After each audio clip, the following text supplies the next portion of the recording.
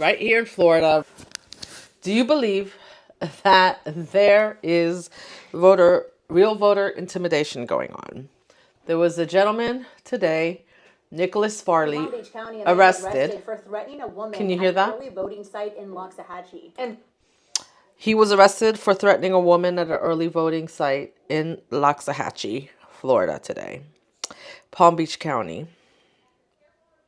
Now, I normally wouldn't even say, but it's just amazing to me that Trump lives in Palm Beach County, and so you would think that he might come out and say something like, "Hey, this is not the way to do it, right? Like, this is not the way to win an election." Right now, I just watched the news and they said that Florida, more people have turned out in for this election for early voting in Florida than they did in 2020. So I went to the polls today, and the ballot, it was completely new. Like, the way that they're doing the ballots is different than what I've seen before here. You get your ballot, you put it in the machine, it's electronic, it prints out your ballot, and then you check it in at the end. You say, yes, that's me, I voted. And so right after I left the polling site today, that it was on the news that this Mr. Farley was, I think Mr. Farley is his name. Let's go back. in Palm Beach County, a man arrested for threatening a woman at an early voting site in Loxahatchee. Investigators say that the man made a series of anti-Semitic and racist comments. Caleb Califano has a story. Take a look at your screen. The Palm Beach County Sheriff's Office says it was this man, Nicholas Farley, who threatened a woman outside the Acreage Branch Library in Loxahatchee, an early voting site. According to the arrest report, Farley was at the library driving around saying a number of anti-Semitic. So yeah, so he was making anti-Semitic comments, and you know, there's a lot of things going on out there, right? Like, there's a lot of things that I don't agree on the Republican side. There's a lot of things I don't agree with on the Democratic side. And how can you say, like, one side is cheating but you're trying to cheat? Like, I don't understand it. Like, that you can go to the polls, and now it's voter intimidation, which means that you're putting this out there. It's on the news now that there are people that will go out to the polls and cause trouble and intimidate people. I think the one lady said that it was so bad that he was actually threatening her. He got in his car and he was making movements like he was going to hit her with the car, so that people don't show up to vote. Is that how we win an election? That's not cheating? I don't understand. I mean, I just started a show. It's called You Can't Handle the Truth. But can you handle the truth? Because that's the truth of what's happening. This is happening right here before our eyes. And whether it's one side that's cheating or the other side is cheating, it doesn't matter. Cheating is cheating. And one bad behavior, if one person commits a bad behavior, how does another bad behavior rectify that? Right? Is that the way to do it? Or is the way to do it to show up and vote and make sure that your vote is counted? That's the way to do it. It's just sad because I can see now, I think yesterday was the last day to order a mail-in ballot if you want to vote by mail. So now the traditional voting at the going to the ballot, going to actually cast your vote at a site is kind of being done away with, because we have mail-in ballots, right? And people will choose mail-in ballots if they're being threatened. But then they claim that these mail-in ballots they're fictitious, they're not counted properly. But then when people are showing up to vote, they can't just come and vote peacefully. I mean, it doesn't matter what side you're on. It doesn't matter if you're independent, Democrat, or Republican. Why can't we just go vote peacefully? Why does there have to be all this anti-Semitic rhetoric? I mean, I don't even go, when I go to the polls, I don't even talk to people. I just stand in line. I mind my business. I understand that usually when it comes time to cast a vote, people are tense. They've had, tense. They're very passionate about whatever side that they're on. So this is not the time to have a political discussion, right? When you're in line voting. If I'm Republican, I don't want to go and have a discussion with a Democrat who's going to try in line to convince me that their point of view is better than mine. It's just not the time. So it's best to just get in line, not have a conversation. But now you have someone that's blatantly just coming out and maybe, attacking there are campaigners that are out there holding up signs, trying, just they're not flagging anyone down or anything, but they're just holding up their signs telling you this is who they think you should vote for. Please vote for so and so. But you go in and you privately cast your ballot.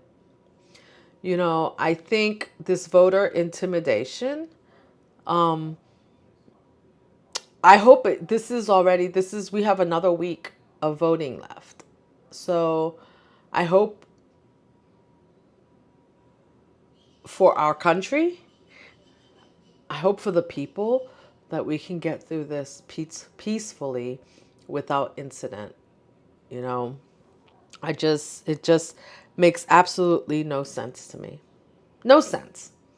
No sense. So, I mean, if you have any thoughts, I'm sure some of you may have seen this on the news. If you have any real thoughts about how to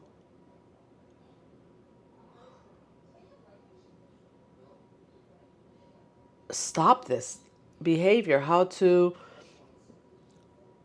and I mean, it doesn't matter what side. I'm sure there are many Republicans, many Democrats who just want to go and peacefully cast their vote. We've done all the campaigning. We've had, campaigns are blowing up my phone all day long. I'm having to shut my phone off. It's annoying. The amount of advertising that they're doing, the amount of money that they're spending in advertising to get you to come out and vote for them. And then now when you do show up to vote, and then to be intimidated, and, what I say is go to before you go to vote.org, see what your ballot looks like. If you haven't already, because we're all so worried about the presidential election. Have we looked at who our local officials are? Have we looked at who the judges are on the ballots, what the other issues are on the ballot that is really important to us? All those things matter also. So we need to be knowledgeable, not just about who's going to be president and vice president. We need to be knowledgeable about who our local officials are going to be also, and be worried about that, and vote for that, because that's where your vote hits close to home. Going to the polls and fighting over Trump or Kamala doesn't make sense. You have other things that are closer to home that you need to be aware of. So make sure you go to vote.org and know what's on your ballot. And before you go to the polls, if you see some people on your ballot, research them before you go. I'm not telling anybody to just go blindly vote Democrat or blindly vote liberal or blindly, because that's what people do. We follow this group. It's a mob mentality. We follow this mob mentality and we just vote what everybody else says we should vote. But do you even know what the issues are? Like, that's the thing. I laugh at both sides. I have to laugh because it's like, did you even look? Do you even know? Do you even really understand what you're voting for, other than the fact that you're not voting for the other person, and that we've come to hate Kamala or Biden so much that we don't want to vote for them. So we'll do anything not to vote for them, or we'll do anything not to vote for Trump. Make sure you know what the issues are. That's all I'm saying. And stop with the rhetoric, and stop with the voter intimidation. There's enough issues that come along with the hanging chads and the this and the that, like that cause issues that, now we have somebody who's been arrested. For what reason? And this man got arrested, and Trump is eating lobster and steak at Mar-a-Lago, wherever he's at. This Trump is not worried about him. Trump is not going to go bail him out of jail. Because if he did, he'd have more people on his hands, and he'd have to go bail them out too. So then he'd just have to go bail out everyone. It's not going to happen. And I'm not saying be passionate about your candidate. For sure. Do that. But don't go and threaten other people because you're passionate about your candidate. I don't want to go out there and threaten anybody. And I don't want to be threatened. There's no reason for it.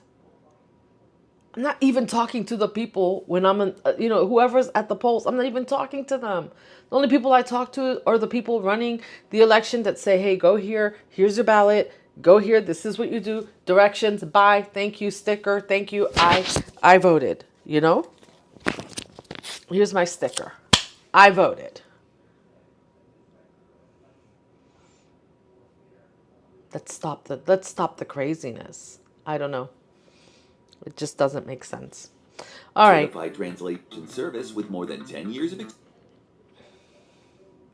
I'll see you guys in the next video. I'm sending you all peace and love.